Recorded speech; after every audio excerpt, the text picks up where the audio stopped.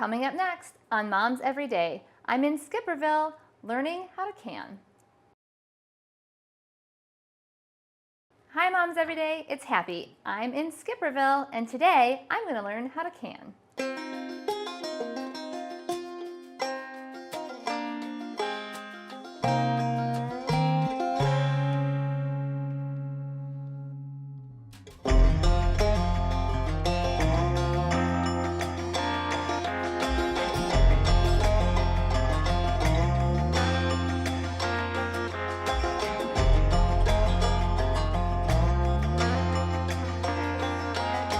I've always wanted to learn how to can, but it seems very overwhelming to me. So I've been invited to learn from a couple of experts, honestly. Julia and Diane, what are you going to teach me to can? We're going to do potatoes and corn today. All right, how do we get started? Well, the first thing to do has already been done for us, and that's gathering the vegetables. We've already got potatoes gathered. They've already been thoroughly washed here, and we've got the corn gathered, and it's already been shucked and silked, and it's ready to go. What comes next? Okay, we went ahead with the potatoes. All we did was just cut them up. We put them in a large pot and added water to them and put them on to boil for about 5 good minutes boiling. And then we poured the water off, and that's to get rid of some of the starch. See, we just cubed them to fit into the jars. And I noticed that they are not peeled. I like that. Okay. Personal preference, whichever way. Sometimes we do, sometimes we don't. So far, this seems manageable because I boil potatoes all the time at home. Then you got it. You're with us so far. All right. Then these are ready to go in the jars. This fits, it's a wide mouth funnel that fits over the jar, and that way you don't spill everything and make a mess. It's the best couple of dollars investment that you can make. I was wondering what your plan was for that ladle. Yeah. So just put them in. And while she's doing that, I'm getting water hot over here because we're just going to put hot water in on top of those. Just tap water? Hot tap water, okay. Oh yeah.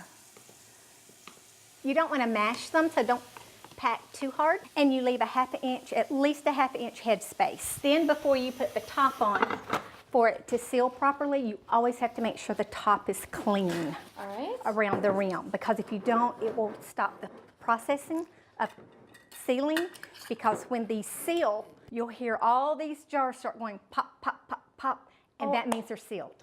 Okay. Let's take the lid off now.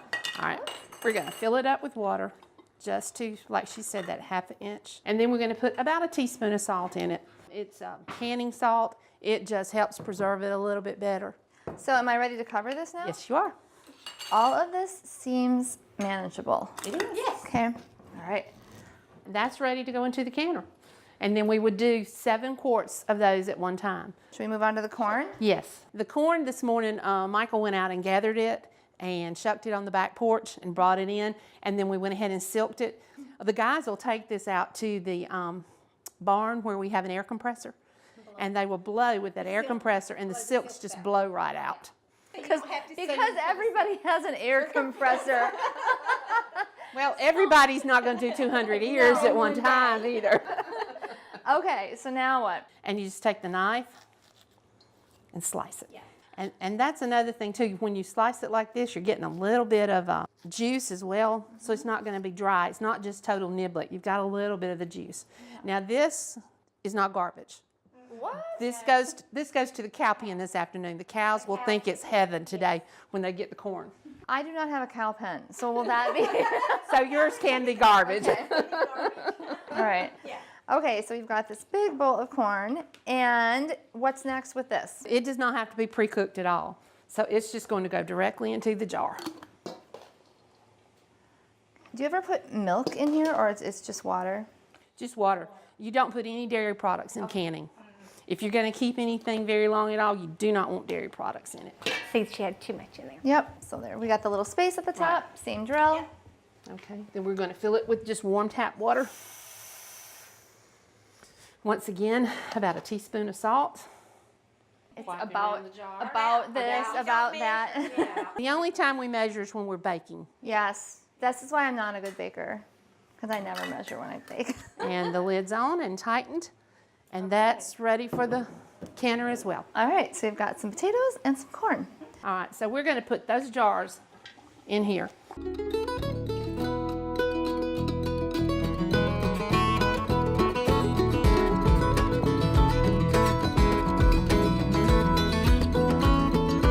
We just put the cans into the pressure cooker with the boiling water, and then you let the pressure come up to 10 pounds on the pressure reading, and then you keep it at 10 pounds for how long, Diane? 10 minutes. Okay. All right, and then once we kept it on there for 10 minutes, we set it off the stove and we waited for the pressure to come back down. You don't want to take the top off until that pressure is reading 0 again. Okay, when we were at the stove though, one thing you did is you had to babysit this. You had to reduce Yes. the temperature because Yes. otherwise if you keep the heat up, it's gonna blow me. Yes, it's going to go past 10 pounds, and you don't want it to go, for this area, you don't want it to go over 10 pounds. Okay, That's the one part of canning that you cannot walk away from and wait. pressure's at 0. What comes next? All right, we're going to take our pressure valve here off, and we're going to double check that there's nothing coming out of it. If there was still steam, we'd wait a little while longer. There's no steam, and our safety valve is popped back down, so we're ready to open it. When I open this, just for safety's sake, you always open it away from you. The steam is going to go in front of us that way, but if there were a problem, it's nothing's going to come towards me. Oh yeah, there's a little bit of hot water there. Okay, so there's that. You can hear the jars still cooking down in there. It was a whistle. Yeah. Okay, now we're going to take our jars out of here and we're going to put them somewhere where the cold air can't hit them, no air conditioning on them. And we're going to cover them up and leave them. In about 30 minutes, you'll start hearing the lids pop. That means they're sealed. Okay. We decided last week we were thankful that we weren't the Amish women that have to do this over the wooden stove. No. In the summer. So you've got a can of potatoes and a can of corn there. They don't need to be moved for a couple of days. They needed to sit and rest because they will unseal themselves if you jar them too much until they've had a couple of days.